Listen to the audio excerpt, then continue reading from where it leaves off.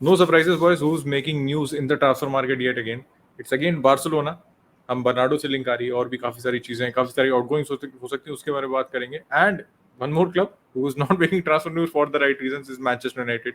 And एक काफी controversy चल रही है, फैन प्रोटेस्ट होने की बातें चल रही है, ओनरशिप चेंज होने की बातें चल रही है, तो उसके बारे में बात करेंगे थोड़ी सी आज. एंड क्या एक्चुअली ग्लेजर्स को कोई फर्क पड़ता है इन प्रोटेस्ट से, या फिर वो अपने पैसे मारेंगे और खुश रहेंगे? तो भाई बिना टाइम खराब किए शुरू करते हैं. इस सारी बैड न्यूज जो यूनाइटेड को लेके चल रही है ट्रांसफर मार्केट में, एक गुड न्यूज ये आई है कि मार्को अर्नाटोविच की डील पे फुल स्टॉप लग चुका है ऑफिशियली. लॉरी विटवेल ने पहले कंफर्म किया था, फिर फैब्रिज़ियो रोमानो ने बैकअप कर दिया था उसको, क्योंकि जो फैंस का काफी लाउड प्रोटेस्ट जा रहे थे उसको लेके मूव को दे रोड टू यूनाइटेड रिप्रेजेंटेटिव जितने थी, काफी रीच आउट किया फैंस ने एंड पीपल जिनके सोर्सेज हैं यूनाइटेड क्लब में, यूनाइटेड में, और उन्होंने बोला कि भाई ये deal doesn't make sense for all the wrong reasons which are हमने पहले हाईलाइट किए थे यार. जो भी उसके रेशियल रिमार्क्स पहले रहे हैं, उसके जो भी एक तरह कह सकते हो जो उसके इन्वॉल्वमेंट्स रहे हैं, बहुत बार वो गलत पब्लिसिटी उसको मिली है, तो that was not a good move for United. And I think United ने लेट रियलाइज किया बट एक्चुअली रियलाइज किया. तो स्ट्राइकर के लिए हम स्टिल अभी आर इन द सर्च, क्योंकि आप लोगों को पता ही है बेंजामिन शेशको तो भाई लाइप्जिग ने कर लिया सूप, और इसी बात का डर था क्योंकि सैल्जबर्ग का अगर प्लेयर है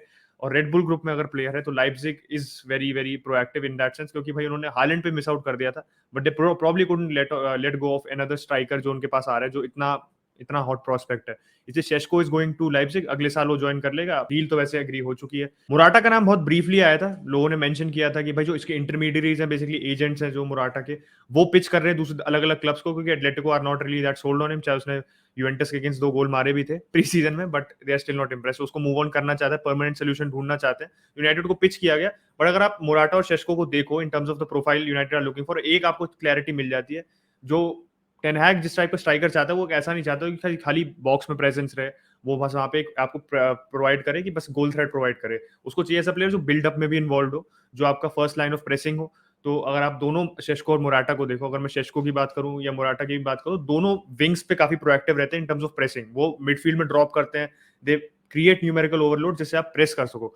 अगर आप जैसे शेशको का अगर आप हीट मैप देखोगे, तो हीट मैप आप देखो सेंट्रली उसका इतना एक्टिव नहीं जितना उसका राइट विंग पे एक्टिव है, राइट वाले स्पेस में एक्टिव है. क्योंकि आप अगर सैल्जबर्ग का भी आप सिस्टम देखो ना कैसा खेलती है, तो 4-4-2 डायमंड खेलते हैं वो, तो बेसिकली 4-2-2-2 की तरह जो होता है, जो हमने रैगनिक के अंडर भी देखा था थोड़ा यूनाइटेड में.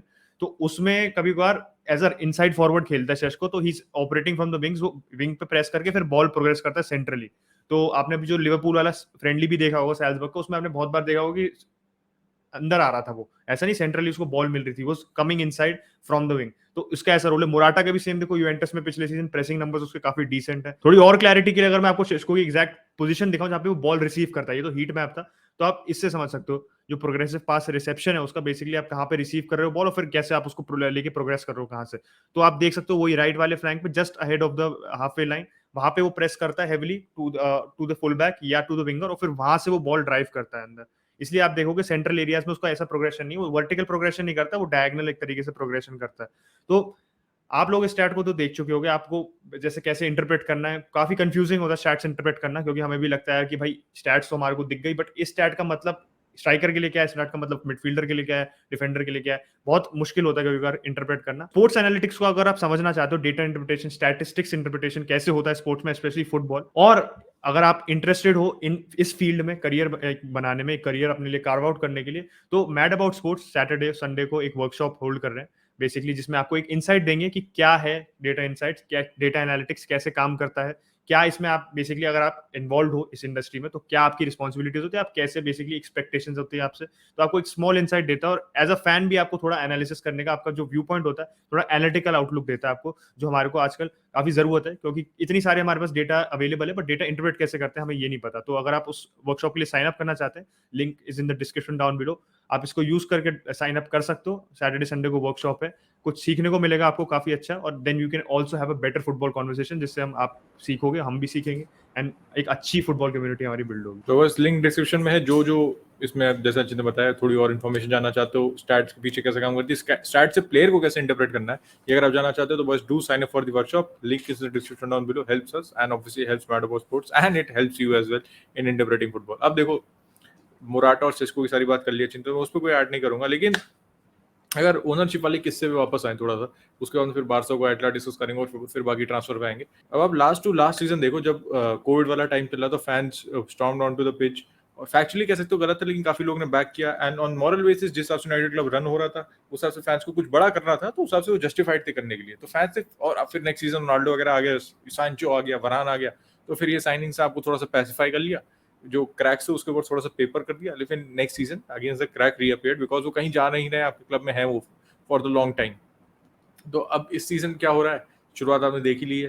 ग्लेजर्स ने जब क्लब साइन किया था तो 600 मिलियन के डेब्ट में साइन किया था, एंड डेब्ट वो अब बढ़ चुका है। एग्जैक्ट फिगर तो मुझे भी ध्यान नहीं है, लेकिन द डेब्ट हैज 600 मिलियन और मोर देन 600 मिलियन। और इस टाइम में ग्लेजर्स वाले लगभग 1.2 बिलियन क्लब से निकाल चुके। इतने में कम से कम न्यूकासल जैसे 4 क्लब आप खरीद सकते हो भाई। तो आप सोच रहे हो कितना ज्यादा पैसा है फॉर अ फुटबॉल क्लब ये, and this is coming out of Manchester United and going into Glazers pocket. तो यूनाइटेड फैंस को उनसे खफा होना बिल्कुल समझ में आता है। और अगर आप सोचिए 1.2 बिलियन अगर आप क्लब में इन्वेस्ट कर दो, आपका क्लब कहाँ से कहाँ जा सकता है भाई। आपकी स्काउटिंग कितनी बेहतर हो सकती है, आपकी एकेडमी कितनी बेहतर हो सकती है। नहीं कह रहा हूँ यूनाइटेड एकेडमी खराब है, but there is always room for improvement, और इस पैसे से आप वहाँ पे इंप्रूवमेंट कर सकते हो। ठीक है, आप अपने स्टेडियम को जो इतनी रेनोवेशन मांग रहा है उसको आप कर सकते हो। आप एक डायरेक्टर फुटबॉल अपॉइंट कर सकते हो, मतलब हजार, इतने पैसे से आप हजारों चीजें कर सकते हो। पूरा क्लब नीचे से ऊपर तक रेनोवेट कर सकते हो विद 1 बिलियन पाउंड्स बस। तो यूनाइटेड का जो लिवरपूल से जो सेकंड इनका होम गेम होगा, अभी तो आपका अवे मैच है ब्रेंटफोर्ड से, उसके बाद you are playing home against Liverpool, तो उसके खिलाफ प्रोटेस्ट कर रहे हैं। द यूनाइटेड फैंस कह रहे हैं कोई भी नहीं जाएगा। तो वो होना थोड़ा सा मुश्किल है, क्योंकि आपको पता है लोग बहुत दुनिया के कोने से आते हैं यूनाइटेड को, फैन फॉलोइंग आपको पता है कितनी ज्यादा है। तो वो have made up 8000 miles trip, या उससे भी ज्यादा दूर से जो लोग आए हैं भाई, वो तो मैच देखने जाएंगे। लेकिन अगर अगर ये एक आपको बड़ा स्टेटमेंट दिखता है कि स्टेडियम आपको 80% 90% अगर खाली दिखता है, तो I think Glazers will have something to think about. लेकिन अगर मैं रियलिटी की बात करूं तो मुझे नहीं लगता है ग्लेजर्स क्लब बेचेंगे। उनको वैसे बता रहा हूं, जब तुमको पैसे मिल रहे हैं उनको फर्क नहीं पड़ रहा। काफी लोग मतलब बोल भी रहे थे कि क्या चल रहा है, ओनरशिप की चेंज होने की बात आ रही है, न्यू बिड कोई कर रहा है। तो ट्विटर पे एक हमारे को भाई ने टैग भी किया था, उन्होंने कहा था कि भाई ये आप एक बार ये चेकआउट करो, व्हाट इज दिस। मैंने वीडियो देखा, यूट्यूब पे भी वो वीडियो अपलोडेड था। मैन यूनाइटेड द रिलीजन एक चैनल है, उन पे था। तो उसमें माइकल नाइटन है बेसिकली, जिनका नाम उभर के आया है। ये पहले भी 80s में बाय करने की कोशिश कर चुके हैं यूनाइटेड को, बट दैट अटेम्प्ट फेल्ड। इस समय वो आ रहे हैं, बट एज अ फैसिलिटेटर आ रहे हैं, क्योंकि उसमें वीडियो में मेंशन किया उन्होंने, जो मतलब इंटरव्यू ऑफ सॉर्ट्स था, कि जो फैंस प्रोटेस्ट कर रहे हैं उनके प्रोटेस्ट करना राइट है, दे आर अपनी कंसर्न्स वॉइस कर रहे हैं, this is the how they do it. तो वो सब उसने बोला, जो आप कह सकते हो एक तरीके से आप पीआर के लिए बोलते ही हो। बट सर जिम रैटक्लिफ का उन्होंने नाम मेंशन किया था। अगर आप जानते हो सर जिम रैटक्लिफ को, तो हमने पहले चेल्सी का जब ओनरशिप चेंज की बात कर रही थी, तो ही वाज अ नेम जिनका he was thrown into the hat. तो यूके में रिचेस्ट पर्सन है वो, he has the highest net worth in the UK. इनका एक और क्लब ओन करते हैं, ओजीसी नीस है जो वो ही ओन करते हैं। इनियोस बेसिकली जो ग्रुप है यूके में, एक केमिकल इंजीनियरिंग कंपनी है, उसको ओन करते हैं। तो उससे ही थ्रू बेसिकली उसमें मेजोरिटी आई थिंक 2/3 ओनर है। तो काफी पैसे उनके पास in terms of owning United. He can own. Michael Knighton पे खुद इतनी नेटवर्थ नहीं है कि वो ओन कर सके। किसी ने चेक करके बताया था, मैं देख रहा था यूनाइटेड स्टैंड का वीडियो, तो उसमें था कि 6 मिलियन की नेटवर्थ है। तो स्कॉट मैकटोमिने का कॉन्ट्रैक्ट भी भाग आउट नहीं कर सकता माइकल नाइटन अगर चाहे तो। But he is acting like a facilitator, जैसे एड वुडवर्ड ने बेसिकली एक्ट किया था ग्लेजर्स के लिए, कि उनको लेवरेज टेक ओवर के लिए फैसिलिटेट किया था। He is acting the same way. तो देखो, मेरे को मुश्किल लग रहा है बहुत, जैसे उत्कर्ष ने भी मेंशन किया कि बहुत डिसजॉइंटेड प्रोटेस्ट होती है यूनाइटेड की। तो सबसे बड़ी दिक्कत क्या होती है, ये प्रोटेस्ट सब इतनी एक्टिव होती है जब ट्रांसफर्स हमारे नहीं हो रहे होते हैं। जैसे सीजन मतलब ट्रांसफर विंडो खत्म हो जाती है, when the question of transfers goes out of the window, तो लोग फिर धीरे धीरे प्रोटेस्ट ब्रेक डाउन करना शुरू हो जाते हैं। आपको एक कंटिन्यूड प्रोटेस्ट चाहिए, जिसमें प्लेयर जो ग्लेजर्स है उनको एक कंटिन्यूड थ्रेट दिख रही है कि भाई हम अगर एक्ट नहीं करेंगे तो हमारे को लॉसेस होंगे, हमारी जो रेपुटेशन है, हमारे जो भी इन्वेस्टमेंट्स हैं, हमारे इफेक्ट होंगे। उनको पता है कि 1-1.5 महीने के बाद जब ये चीजें डाई डाउन हो जाती है, तो we are back, we are earning money. तो we have to have a continued support. वो करना बहुत मुश्किल है, और ये तभी पॉसिबल है जब ये सारे लोगों के, जो भी यूनाइटेड फैंस के एक साथ एकजुट के आए। क्योंकि हमें भी पता है कोई मैनचेस्टर के जो फैंस हैं उनका एक पर्टिकुलर परसेप्शन होता है, कोई अगर ग्लोबल फैंस जैसे हम इंडिया से फैन है या कहीं और कंट्री से फैन है, उनका एक परसेप्शन होता है। तो ये सब परसेप्शन त्याग के आपको एक साथ आना पड़ेगा, तभी आप किसी चीज को मोबिलाइज करके इसका एक कलेक्टिव वॉइस बना सकते हो। नहीं तो फिर वो ये कि आप शोर करते रहोगे, शोर का कुछ फायदा नहीं होता अल्टीमेटली। तो देखते हैं यार, keep an eye on this. हो सकता है कुछ आपको बड़ा देखने को मिले फुटबॉल में। ऑब्वियसली संडे लीग पंडित रिपोर्ट होते रहेगा। तो भाई इस वीडियो को लाइक कर देना अगर आपको यहाँ तक देख रहे हो, सब्सक्राइब भी कर देना, क्योंकि बहुत लोग देखते हो सब्सक्राइब कोई नहीं करता है भाई।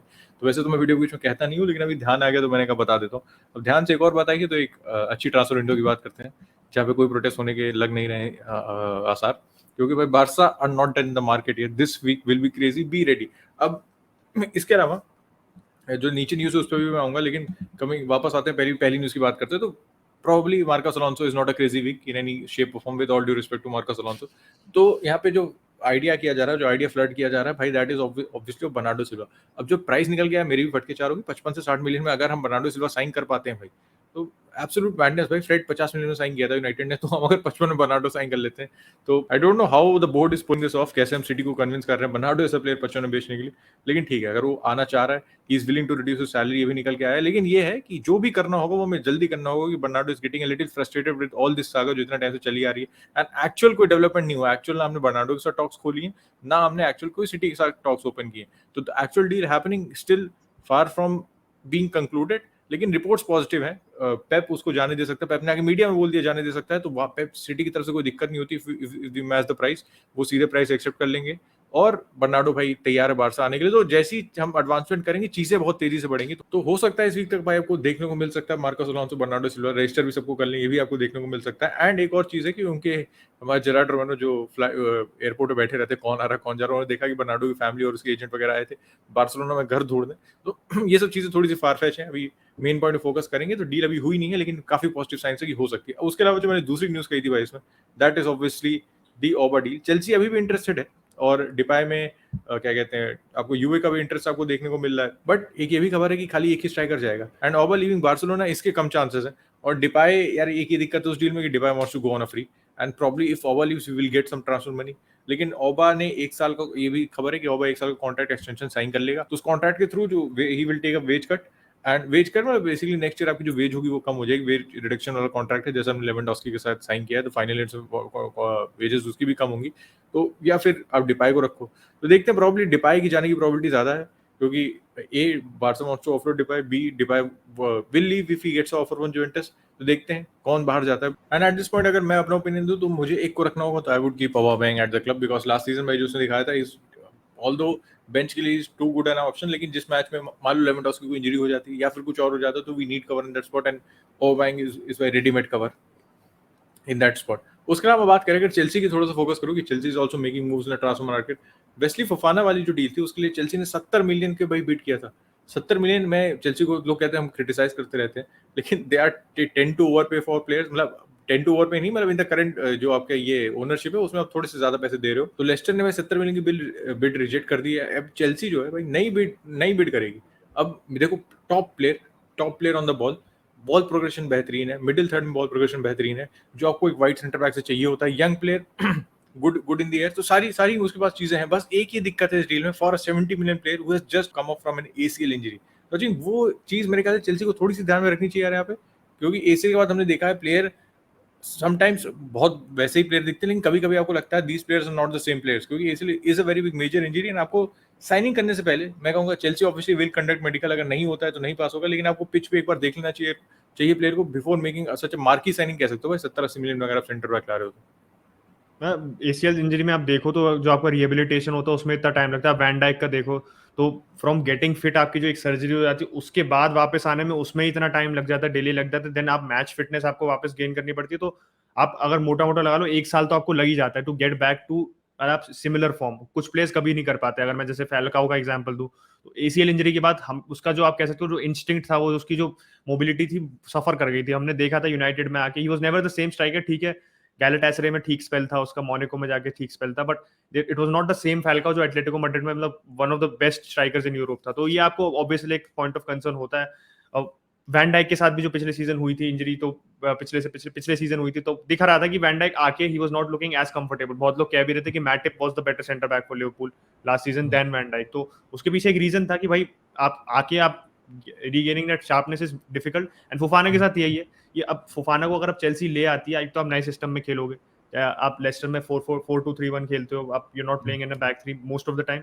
कभी कभार खेला है लेस्टर में, बट फिर नए सिस्टम में आ रहे हो, you have to get match fitness. आपको ज्यादा मैचेस खेलने हैं क्योंकि आप चैंपियंस लीग में इन्वॉल्व होगे, एंड आप अगर इंपॉर्टेंट प्लेयर होगे तो आप पे प्रेशर ज्यादा होगा। तो उसमें कैसे कोप कर पाता है फोफाना, वो देखना पड़ेगा, क्योंकि 80 मिलियन का प्राइस टैग लेस्टर पहले भी बेच चुकी है एक पर्टिकुलर डिफेंडर को जो कोप नहीं कर पाए थे प्रेशर से। वो यूनाइटेड में कैप्टन है इस समय। तो let's see what happens with Fofana. United से ऐसे एक और प्लेयर लिंक हो रहा था जो मैंने पहले भी बात की थी, दैट इज कोडी गैक्पो। आज मैच भी था भाई का, पीएसवी वर्सेस मोनाको था। पीएसवी जीत चुकी है। मैं देख रहा था मैच वीडियो बनाने से पहले, बट फिर लुक डियोंग ने भाई विनर मारा भाई। लुक डियोंग ने विनर मारा था, 3-2 नई जीती जर्सी ली गई है। एक्स्ट्रा टाइम में मारा था विनर लुक डियोंग ने। तो उसका ये इम्प्लीकेशन था कि पहले कहा था कि भाई अगर अपना पीएसवी जब तक ये सॉर्ट आउट नहीं कर देती basically the champions league qualification, तो क्वालिफिकेशन जब हो जाएगा उसके बाद they will sit down and decide with कोडी गैक्पो। चैंपियंस लीग के लिए क्वालिफाई कर गई है यहाँ पीएसवी, बट ये था कि they are interested in selling him. मतलब ऐसा नहीं है कि जैसे आईएक्स का स्टांस हो गया ना कि भाई हमें या तो बिल्कुल इतना पैसा दो जो over and above his value है, या तो हम नहीं बेचेंगे। दे आर इंटरेस्टेड, 35 मिलियन में बेचना चाहते हैं। एक ये भी हमारे पास फैक्टर है कि Ruud Nistelrooy is the manager और एक्स यूनाइटेड प्लेयर रहा है, तो ये in terms of getting the deal over the line it can happen swiftly if you want to. But मैंने पहले जैसे कहा था, ये एंटनी का रिप्लेसमेंट नहीं है, because Antony is very different player, left footed winger traditional. ये एक आपका इनसाइड फॉरवर्ड स्लैश स्ट्राइकर है जो बहुत डिफरेंट है एंटनी से। तो what we are getting is a player who will play in Rashford's position and he can play as a striker.